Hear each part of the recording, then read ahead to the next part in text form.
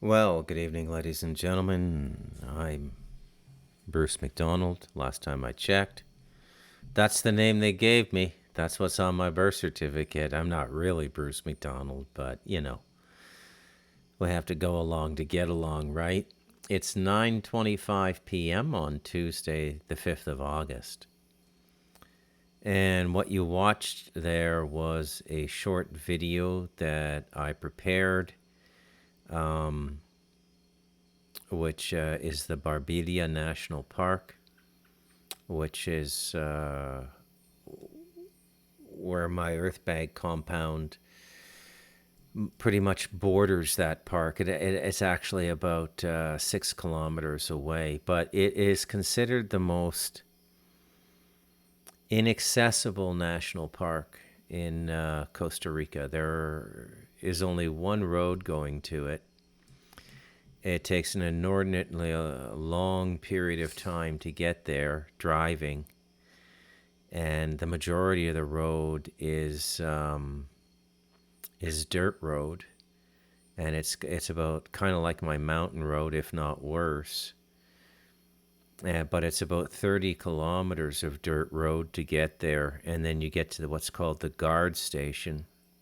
I think there was a picture of it in that collection of pictures. And then from the guard station, you can enter the park. But because of its remoteness, it is probably one of the most underused parks in Costa Rica. Now, my walking access to the park is about 2 hours. And we can break and camp there and have some lunch and then go into the park. But Barbelia National Park will be a significant part of my tourism enterprise. And that's the kind of stuff. It's one of the most biodiverse regions in Costa Rica. And so when we go in, we'll be doing one-day packages, overnight camping packages, and then deeper, more intense packages, because I have the support of the Quebecer tribe here, so I'll go in with, and all of the park rangers are Quebecer. Nobody else can do the job. You got to be native to do it, right? And so these trips will be guided by park rangers, which is kind of something, man. This is like I'm really, really starting to get excited about all this. Everything feels really good for me now. It's a very strange feeling, you know, as everything in the world I come from seems to be coming unstitched, like a suit tailored in Hong Kong. I gotta stop making fun of the Hong Kong tailors, but Hong Kong stitching falls apart pretty quick. So that's why I tell that joke, because it's true. So yeah, I'm on the cusp of having this business up and running in a couple months. I don't know anything about marketing. I'll have to do a lot of marketing and take it from there. But I'm really looking forward to it. I want to get it up and running and get a good reputation and get it to the point where, we're doing a group a week. Even if the group is just, 4 or 5 people or 8 or 9 people, and you're just going for one day or, 2 days or 3 days. But that's a phenomenal business if you can get it up and running. It is an absolutely phenomenal business over here. And the national parks, to go into the jungle in Costa Rica it's a marvelous experience. It's intoxicating, actually, just absolutely intoxicating.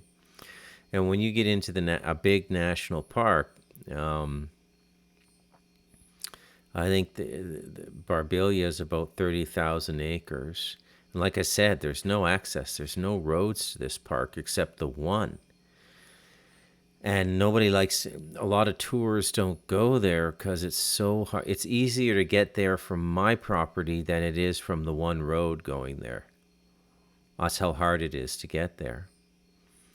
So, it's an exciting time, And it's all being done correctly through the formal Native Association. So, I should be able to avoid any problems with squabbling families, because natives are the same as the rest of us. They have their whole Game of Thrones thing going on like every other group of human beings. By the way, I finished all 8 seasons. What a moron I am. But I'm glad I did it, right? It's like, but I must have binged all 8 seasons in 3 weeks. I don't even know what that is. It's about an hour an episode, or 50 minutes or so. Generally, there's 10 episodes per season, although season 8 has 6 episodes. But 2 of them are like 90 minutes. They're like mini movies. So, let's just say, for the sake of, let's just say 10 hours per season. 60, so it's just about 75, 80 hours of television watching I managed to diligently accomplish in 3 weeks. It was almost like a full-time job. What an idiot I am. But like I said, this is my downtime, right? I don't have any tech writing or anything. Now, I'm not going to be able to do much in this tourism business except the day trips up to the reserve. And I can maybe do a 2-3 day trip, but I'm pushing 60, right? And this is for my son and younger people. So yeah, it's kind of exciting. Everything is just so exciting now. I threw out one little cast into the Costa Rican technological marketplace, and they bit my lure. I applied for a lead technical writer job. I think it's a satellite company from I'm not sure. I think it's a U.S. company. Maybe British, actually, if I remember what I saw on LinkedIn correctly. UK company. And they got back to me right away, asked me a bunch of questions. I gave them the answers, so I'm waiting to hear back from them. And if I can, get my residency in the next month or so, they'll probably hire me. Not a bad job. I mean, I asked for about, on the high end, I asked for about 70,000 US, which is a king's ransom over here. I mean, you can in Costa Rica, you can live on $10,000 a year, quite comfortably actually. You can rent an apartment for $200. Now, those of you who come and do the tourist thing for 3 weeks and spend 7 or 8 grand, and that's because you're doing the tourist thing, right? It's the same thing if you go the city you live in right now. Like if you live in Cincinnati and you can get by in Cincinnati on $2,200 a month or $1,800 a month, you found favorable, affordable lodging, a basement apartment somewhere. You know where to shop to get your food. But somebody could come and visit that city and stay in hotels and go to museums and restaurants and easily blow $7,000 in a month, two people, right? So it's the same thing when you come to some place like Costa Rica. So I find it amazing the way everything is moving now and the way everything is just sort of, falling into place for me. I always say that this whole reality down here is on rails. It's like a train, or it's like a subway, it's like a roller coaster. We think that it isn't, but if upon careful observation and sufficient contemplation and meditation, it becomes abundantly clear that the event stream down here is highly coordinated. That, of course, does not mean that there are not choice points in which we enter into meaningful decision making to construct the next 100 kilometers of our track for our subway, for our train, for our roller coaster. And we do that. Our decisions are important. As much as not making a decision is important. Okay? Because of the nature of the way consciousness works, to get new realization into the scope of your being, you have to stop trying to create it, because you're trying to bring something in, a realization that is beyond the limitations of your perceptual understanding. And this is why the foundational exercises on a regular basis, the meditation, is so important. Because it creates the space in that meditation for consciousness to expand, which subsequently at a future time, not that much in the future, but it's not an instantaneous process. It's not like stirring up some chocolate milk or making a hot chocolate. But in the very near future, the perceptual gain of the meditation will translate to new conceptual perception, and a new vista will open up in your consciousness, and you'll see things anew. And it's very difficult to see these things, though, when you're living in the machine, because the machine is built to entrain you to exist within a completely different reality. And I think that's what I'm going to talk about tonight. Go back to a little bit more of a treatise on systems theory from a spiritual perspective, where the systems are man-made. Okay? Now, I've been watching, I don't know why, it just has to do something with the YouTube algorithm, I suspect, but I'm getting a lot of yoga videos now about famous 20th century yogis and stuff, like Babaji and Yoganda, and people like this. And yoga is absolutely fascinating. Yoga is the path of the metahuman. I would not necessarily say it's the path of the saint, but it's the path of the metahuman as they use it in DC Comics. Superman is a metahuman. Wonder Woman is a metahuman. Green Lantern is a metahuman. I used to read comic books like into my early 20s. I think the term metahuman has evolved in the comic movie space in the 20th and 21st centuries. Late 20th, early 21st centuries. I don't recall reading it. I think the closest I ever came to a term like metahuman were the mutants in Marvel Comics, and those, of course, were the X-Men, right? That's a whole segue right there, by the way. Okay? I don't know if you guys have figured that. I can't even stay disciplined enough to talk about what I tell you I'm going to talk about, because something pops into my head and I just go down the rabbit hole. But this one is literally too good to pass up. So I'm not going to pass it up.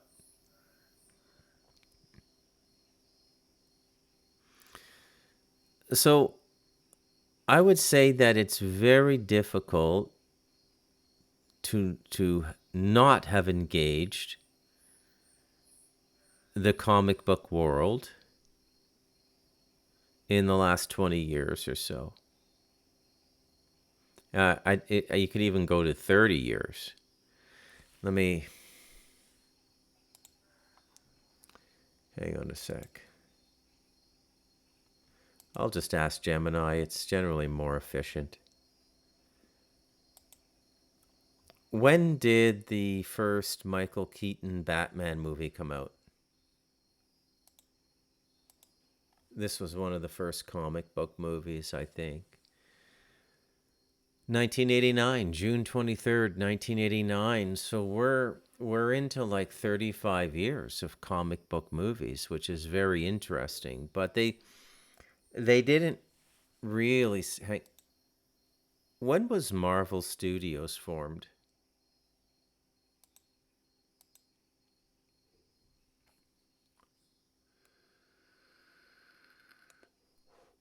Marvel Studios was formed December 7th, 1993, under the name Marvel Films, division of Marvel Entertainment Group.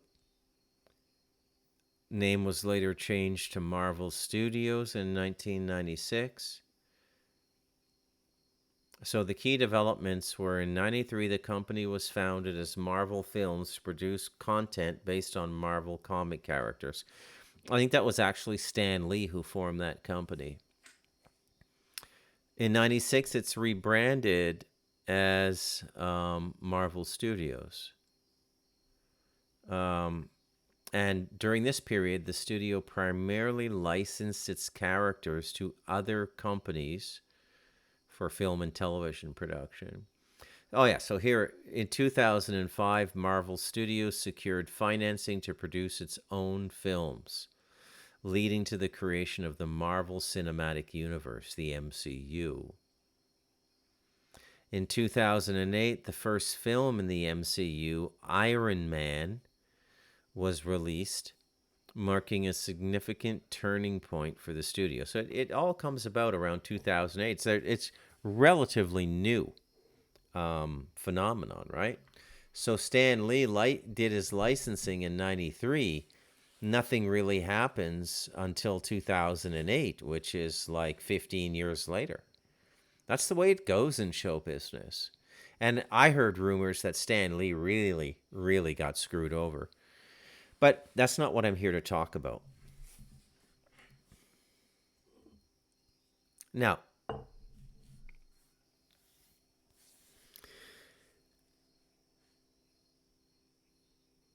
you know how on the Talamanca Review,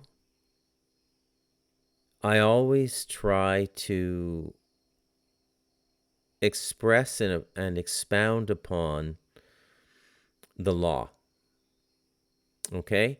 Now, as a theological concept, and it is a theological, or ultimately it's a spiritual reality, but it gets translated or transmuted or transfigured into a theological concept from a spiritual reality. And that transmutation is necessary so human beings can digest it, very much in the vein of what I just said some minutes ago about meditation creating the consciousness, which then gets transmuted into perceptual upgrades in the form of realizations. And this is how we expand our consciousness. And you can't get, and if you don't meditate and you don't have a spiritual discipline, you might get the same effect the first 1, 2, or 3 times that you try psychedelics, whether they be psilocybins in the form of mushrooms or peyote or ayahuasca. But and those are just proof of concept. Okay? But the sad mistake that many people make is they keep doing the psychoactive compounds and call it a spiritual practice. It isn't. Okay, and you know, Joe Rogan's not going to tell you that. No offense, Joe Rogan. I love his podcast. I actually don't watch it that much, but I when I like it when he does a great podcast. But you understand what I'm trying to say. So the law is best expressed theologically by the rabbis. Tip your hat where it needs to be tipped. Give credit where credit is due. Don't deny anybody anything. And they are definitely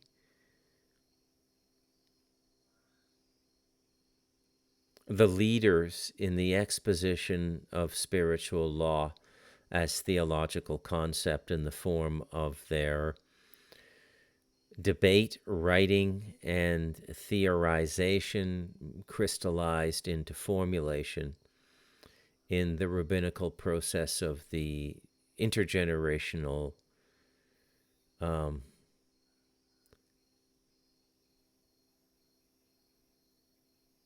Talmudic dispatches. Okay? So, by the way, if you haven't and I know I'm all over the place, but my mind is just on fire when I'm feeling good. And I've had a lot of good news. And you remember when I went to San Jose to get my fingerprints and I did that podcast on the resistance? The resistance is like residual karma you have to pay before something really good is coming into your life. Okay? So you should always remember that, because it's kind of the way it works. So I foreshadowed what was coming, and now I'm in it. And it feels really good, and it fires me up quite a bit.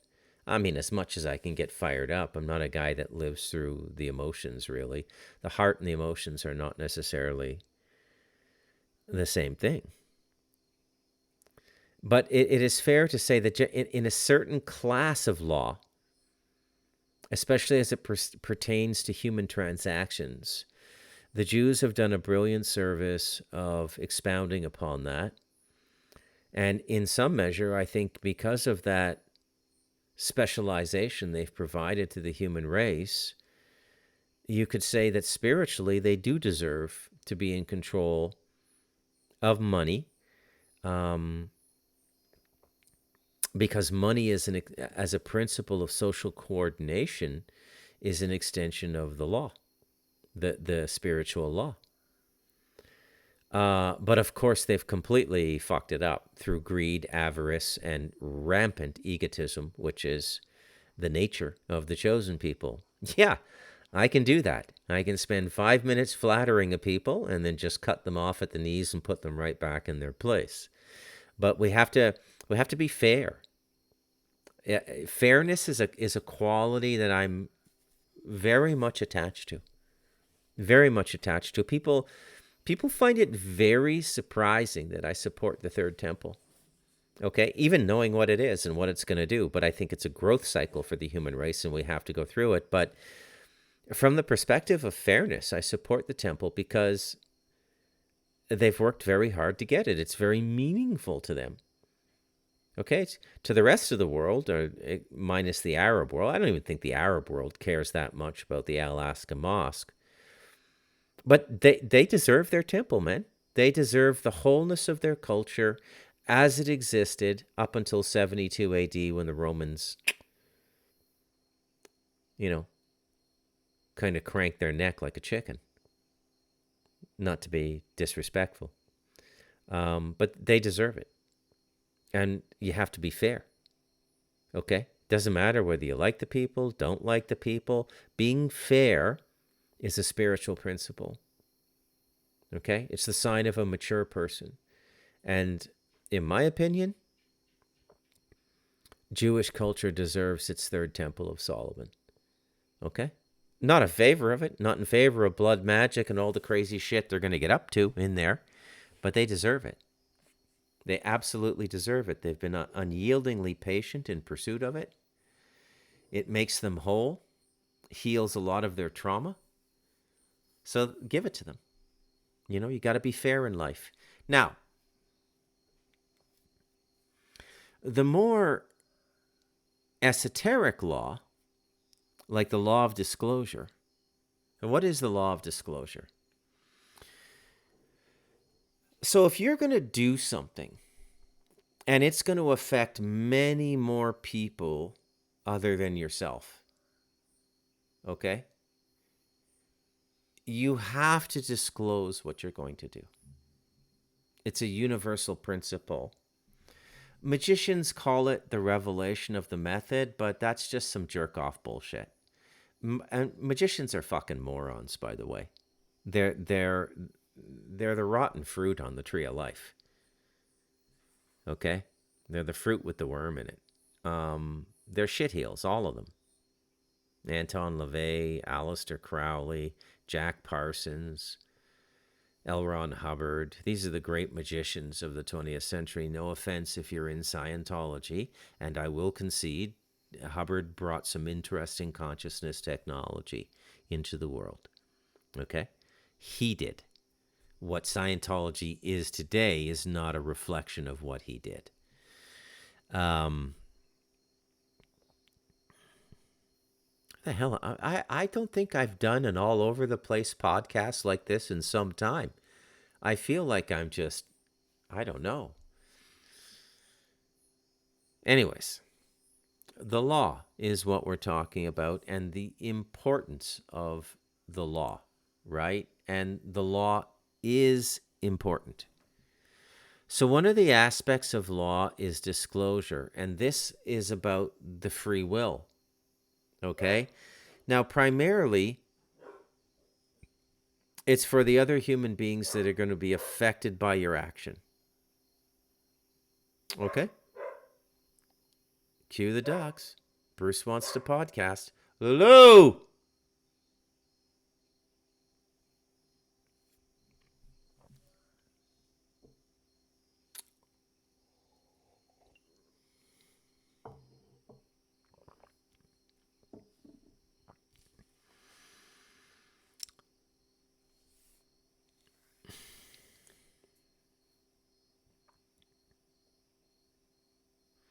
I just need a moment to reflect because I've touched on a lot of these things in the last 2 or 3 podcasts, and I'm trying to gather up the strands and tie them together.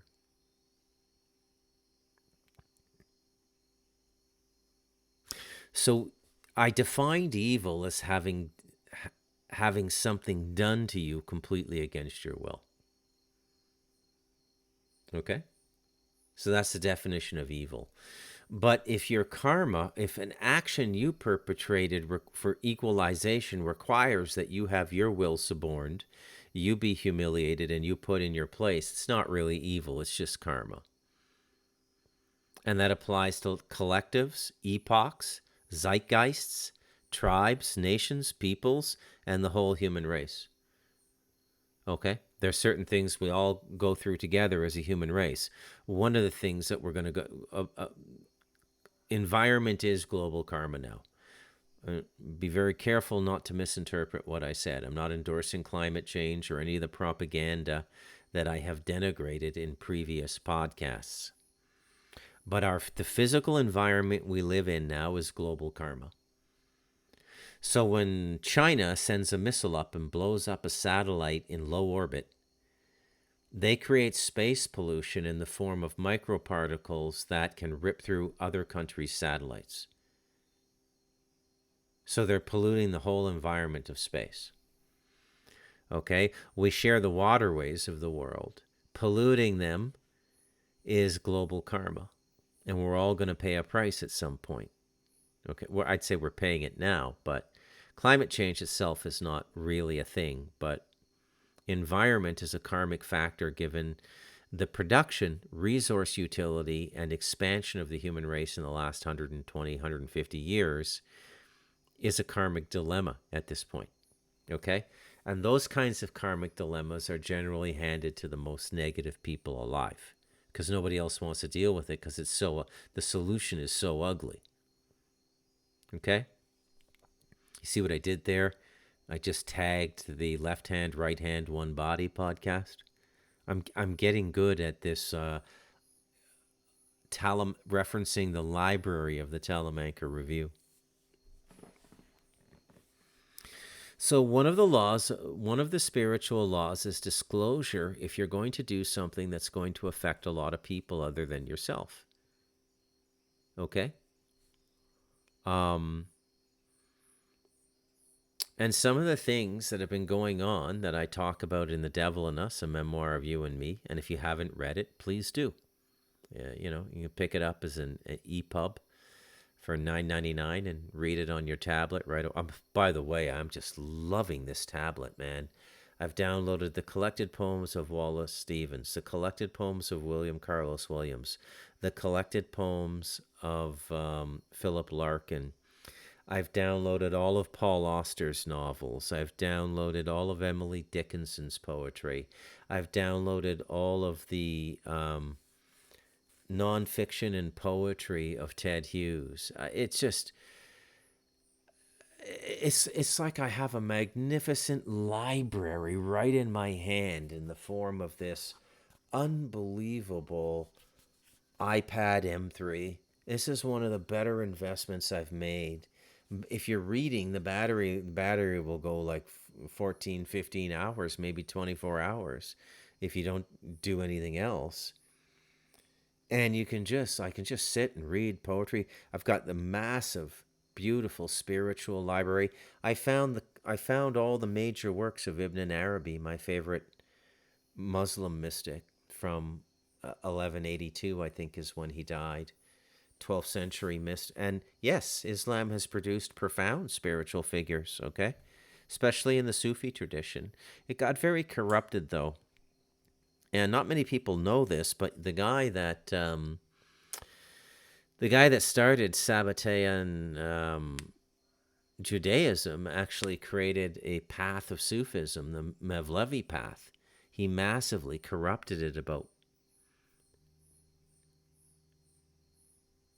400 years ago, 400 and some years ago.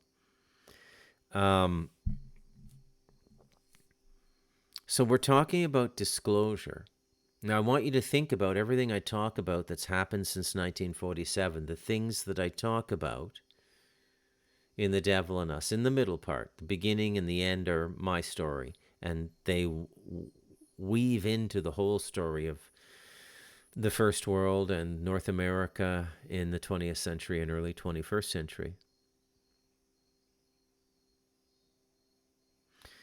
Now, where's all this stuff coming from in the comic books? Have you ever asked yourself that? How did Stan Lee and Jack Kirby and what's the name? The guy that redid Batman and created The Dark Knight, Frank Miller.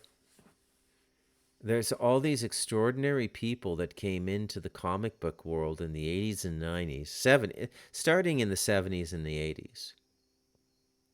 And they were talking about things and creating characters who were dealing with things that are pretty much a part of our daily reality now.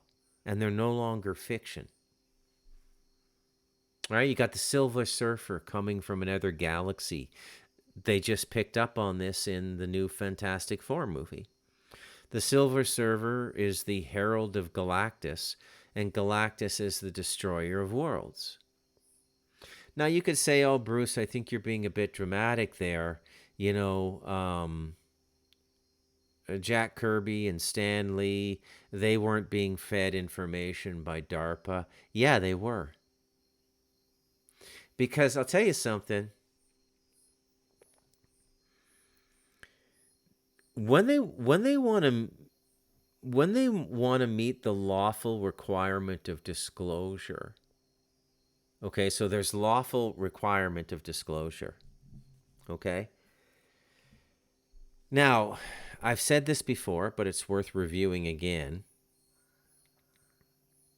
Self-centered and non-spiritual people pretending to be spiritual, or they're aware of multidimensional law and they're looking to mitigate their karmic footprint, what they will do is they will apply the letter of the law, but not the spirit.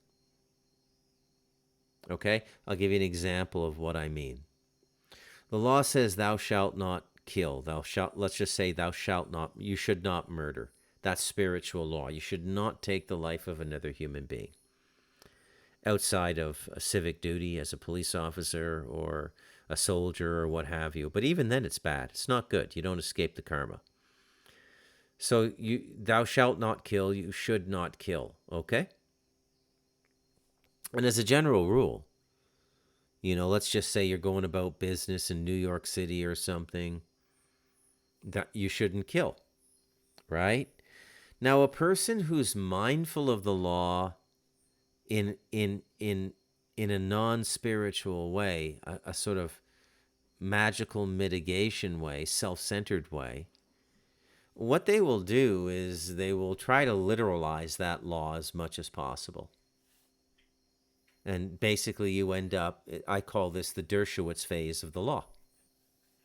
Alan Dershowitz, the Harvard professor and lawyer who became quite famous in the latter part of the 20th century.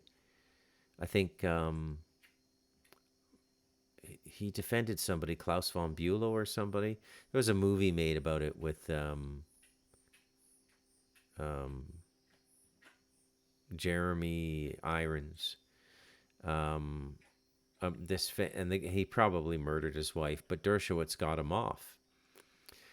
And Dershowitz is a classic example, and every lawyer, by the way, is a classic example of honoring the letter of the law and violating the spirit of the law. In a good society, in a golden age, everybody lives the law spiritually. If you break the law, you admit it right away. You seek repentance. You seek to atone. Okay? When Christ gave his teachings 2,000 years ago, he was speaking to relatively good people. Because wanting to atone is wanting to be in compliance with spiritual law. And anybody wanting to be in compliance with spirit is wanting to be in compliance with their heart, is wanting to be in compliance with the earth, with the solar system, with the galaxy, with the universe, and with the creator outside of all of it.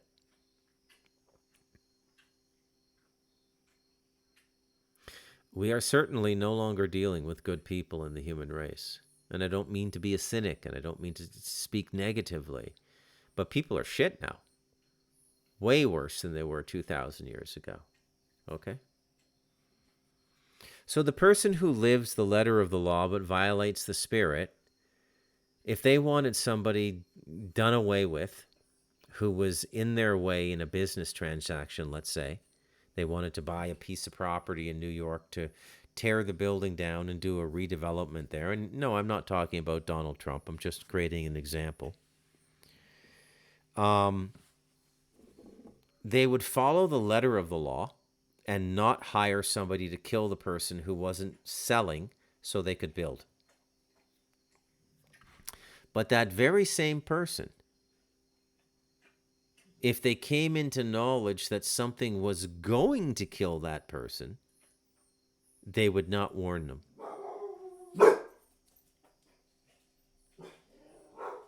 they would not warn them one bit. Okay?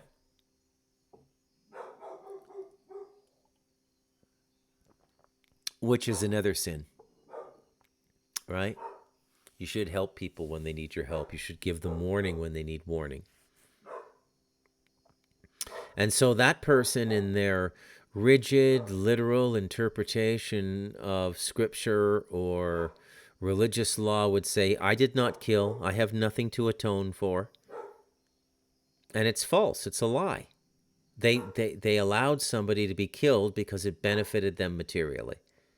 That's what I mean by honoring the letter of the law and violating the spirit. And that's pretty much how everything is done now. Everything. Well,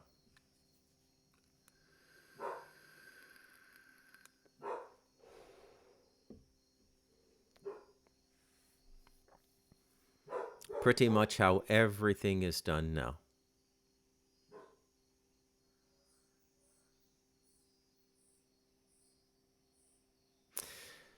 So honoring the law of disclosure, because your actions are going to affect many people, is something that the geniuses working within the intelligence arm of this whole, let's call it the DARPA movement, which is shaping the world we're living in now. I mean, they blueprinted it after World War II. They conceptually understood the technologies they were going to bring into our timeline. There was a massive breakthrough in World War II in terms of human communication with non-human intelligence. A very careful choosing of words there, because I don't want to create enmity between the religious and the space people, okay?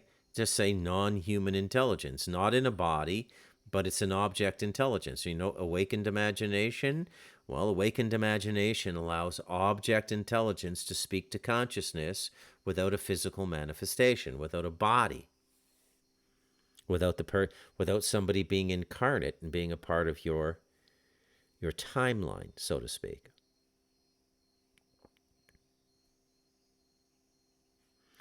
So it stands to reason that these cheeky fuckers at DARPA and in the emerging secret society, and I don't mean this in the European occult sense. I mean, like, this is like what emerged after World War II between Britain, the United States, Israel, and to a lesser extent, Australia, Canada, because they've all got arms of this stuff going on as well. They got Pine Gap in Australia, and we have stuff going on in Canada as well. And probably a few other countries. I think France might have a little hand in the game, and others. But basically, it's the UK, Britain, United States, United Kingdom, and the United Kingdom of Israel, which is the ancient name for what we now call the Greater Israel Project. And make no mistake about it, they want the old United Kingdom of Israel. They want the whole thing.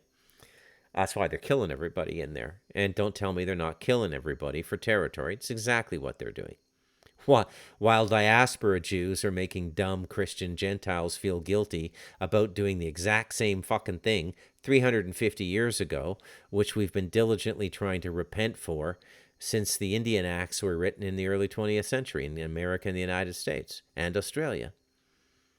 You know, riddle me that. How does that dichotomy exist in the 21st century? Alan Dershowitz, that's how. Some horrible fucking cunt nobody wants to go on Piers Morgan and debate. That's how it happens. Okay? Or Rabbi Shmuley or somebody, another one of these horrible fucking cunts. What I'm getting at is this. Comic books is exactly how DARPA would displace the obligation to disclose. They would deliberately do it in a way that would say meet the obligation of disclosure, but do it in such a way that it would never be taken seriously and never be acted on. So when some form of cosmic tribunal comes about, they could go, well, we told them. And I know this is going to sound weird, but in a sense, they did tell us. Okay? This is why perception and consciousness is so important, and why you're not meditating, you're not praying, and you're not doing spiritual practice. It's not about whether you're going to go to an eternal hell or an eternal heaven or any of the bullshit those black-robed cocksuckers have sold you for 2,000, 3,000 years if you throw the rabbis in.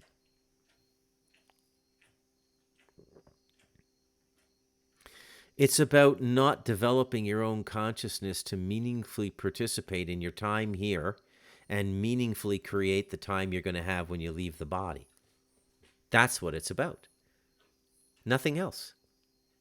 And if you have to come back, you have to come back. But you come back to pleasant circumstances, relatively, because you lived well. You may have not cleaned up all your karma, but you lived well. You lived consciously. You did spiritual practice. You grew your consciousness. You came to understand spiritual law. And you brought a little bit of the Creator's light and wisdom into your life, and therefore into the world. Your next incarnation will be good.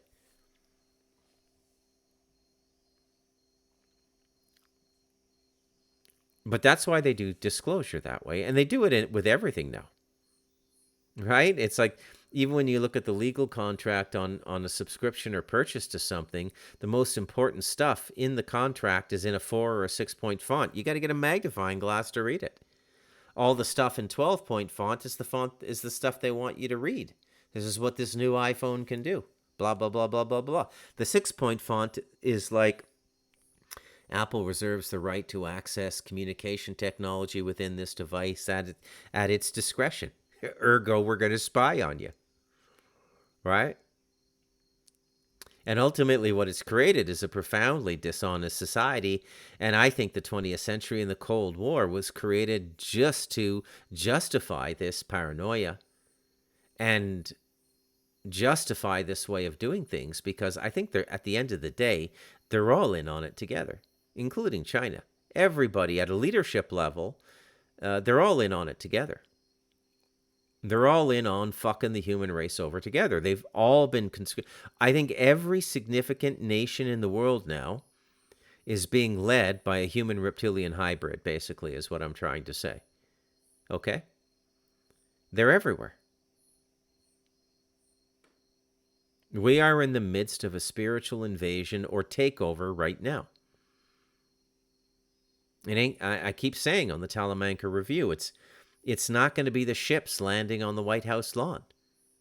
It takes place at consciousness. When I started spiritual practice and inquiry, it was a lifestyle choice. All right? A lifestyle choice, like becoming a vegetarian, is a lifestyle choice. It's a martial art now. It's more important than rolling around on mats and trying to choke somebody out. Your main line of defense now is your perception, your consciousness, for what we're battling. And the distraction is Joe Rogan, Dana White, the Ultimate Fight Championship, MMA. Hey, be a warrior. Yes, but not this kind of warrior, this kind of warrior. Okay? Everything is about distraction now. And what these things do is they gather up, again, I've spoken about these things, but it's coming out more clearly tonight.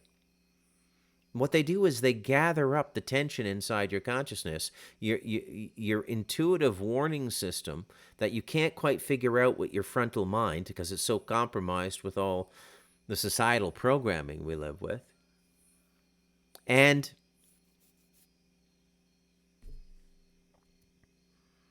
they displace the catharsis of this building psychic energy into false events, like the television show, like the comic book, like the movie.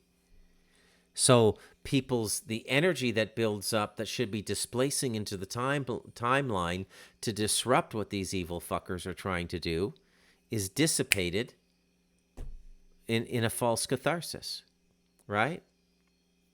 The ultimate false catharsis, or dissipation of energy, productive, active energy so that you can contribute to the timeline, is getting high every day. That's why do you think they legalized weed? right? Weed is the ultimate fuck you because you gain enough consciousness on the low astral to see a lot of the bullshit and the conspiracies, but it incapacitates the active principle in you that could actually do something about it, like write a book or do a podcast, like become an active participant, like I am doing. I'm not trying to do, I am doing. And that's why they did all this stuff.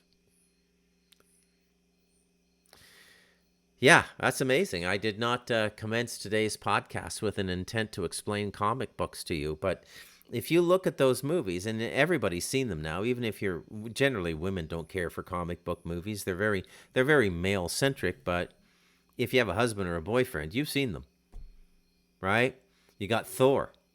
He represents the Nordics, right? The Nordics are here. They're part of what's going on. Um, you've got all these dark beings sort of representing the Draco reptilian and Anunnaki and these sorts of things. Um, and you've got the emerging. There's a reason that Elon Musk's nickname is Tony Stark, Iron Man. Okay, so you see how it all kind of works out. That's what I got for you tonight. I'm Bruce McDonald. This has been the Telemancer Review.